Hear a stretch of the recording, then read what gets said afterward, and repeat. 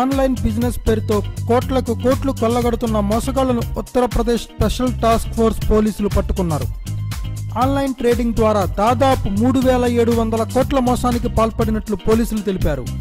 దీనితో సంబంధం ఉన్న 3 వ్యక్తులను అరెస్టు చేశామని, తదుపరి దర్యాప్తు కొనసాగిస్తున్నామని చెప్పారు.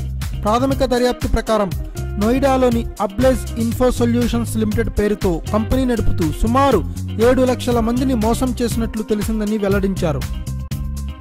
7 లక్షల మంది ఇన్వెస్టర్ల ద్వారా దాదాపు 3700 కోట్ల రూపాయలు పెట్టుబడిగా పొందారని చెప్పారు. ప్రతి క్లిక్కు 5 రూపాయలు సంపాదించు అని చెప్తూ మోసానికి పాల్పడ్డారు.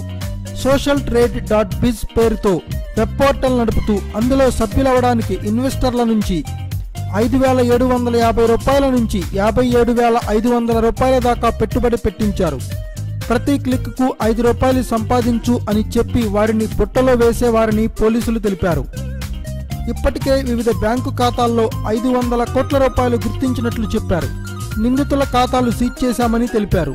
తరచూ కంపెనీ పేరు మార్చుతూ తప్పించుకునే ప్రయత్నం చేశారని పోలీసులు వెల్లడించారు. Thanks for watching. Please subscribe our channel.